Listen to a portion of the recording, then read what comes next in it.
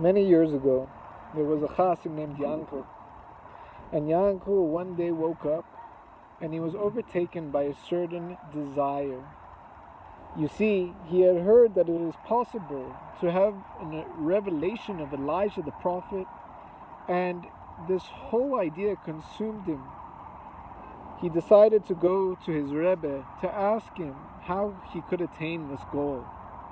He went to his Rebbe and he told him, I simply am so overtaken by this, I don't know how I'll be able to live until I succeed in seeing Elijah the prophet. The Rebbe thought for a moment and then looked up at him.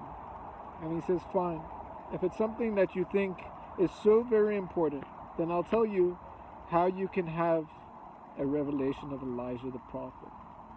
I want you to go and do a whole lot of shopping before the festival of Yom Kippur. I want you to buy clothes for different age children, girls and boys. I want you to do shopping of food, and I want you to hop in your cart and go to a certain village. And he named the village. He says, there I'll give you the address of a certain home, and you should spend Erev Yom Kippur and the festival of Yom Kippur with this family. So the chassid was so excited. Finally, he'll have an opportunity to see Elijah the prophet himself. He went and did all the shopping like the Rebbe told him, loaded it in a wagon, and off he went to the village.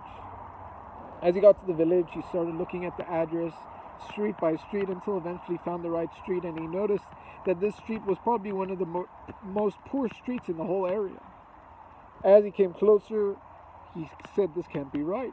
He looked at the number and he saw that the address was of a very broken down hut. As he walked by, one of the windows was broken open, and he overheard inside a child crying, Mommy, Mommy, I'm hungry. Mommy, we haven't eaten for days. Please, I need some food. The mother said, I know you're hungry, my angel, but don't worry. Hashem will find a way to provide for us. Chassid didn't think much of it. He came to the front door and he knocked on the door, and the mother answered. And the chassid said, hi there, I would like to spend Erev Yom Kippur and Yom Kippur with you and your family if that's possible. She said, nothing would make me happier than to have a host, especially a holy host like yourself. Unfortunately, I'm a widow, and I'm raising all these children on my own. I don't even have what to give my children. The chassid said, don't you worry, I've come with plenty. And he started giving all the gifts, fresh new clothes, a whole laundry list of groceries, and they were overjoyed, the whole family. He spent Erev Yom Kippur eating a wonderful meal before the fast, then spent all of Yom Kippur praying in the local synagogue. And after the conclusion of the fast, after the conclusion of the holy festival, as elevated as it was, he was a bit disappointed. Why? He didn't really get that which he had sought all along, a revelation of Elijah the prophet. He said goodbye to the family, and he went back to his hometown. After arriving, he went to his Rebbe, and the Rebbe said to him, so how was your Yom Kippur?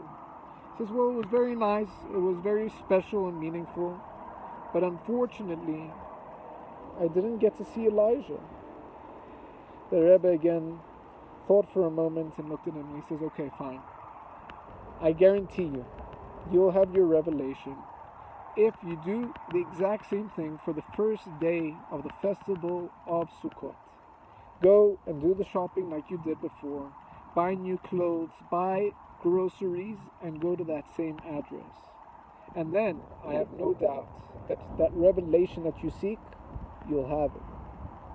So, a couple days later, the chassid went and did his shopping, packed the wagon once again, and off he went to that same town he spent Yom Kippur. As he was nearing the address and he was circling by the home, again the window was cracked open, and again he heard crying, Mommy, Mommy, we're hungry. We haven't eaten in days. Please, anything, just some food. And to this the mother replied, "Sweetheart, don't worry. Just like God sent Elijah the prophet before Yom Kippur to satisfy all the needs that we had, so too, I have no doubt, Hashem will send Elijah the prophet once again with fresh clothes and food for our festival needs." At that moment, the Chassid understood. He, indeed, to this family was Elijah the prophet. We all have an aspect of Elijah the prophet in us. We might meet someone for a single moment, maybe only for a day, but we have the ability to touch them in a way that for the rest of their life they will look back and wonder, was that an angel? Was that a hidden tzaddik? Or was that perhaps Elijah the prophet?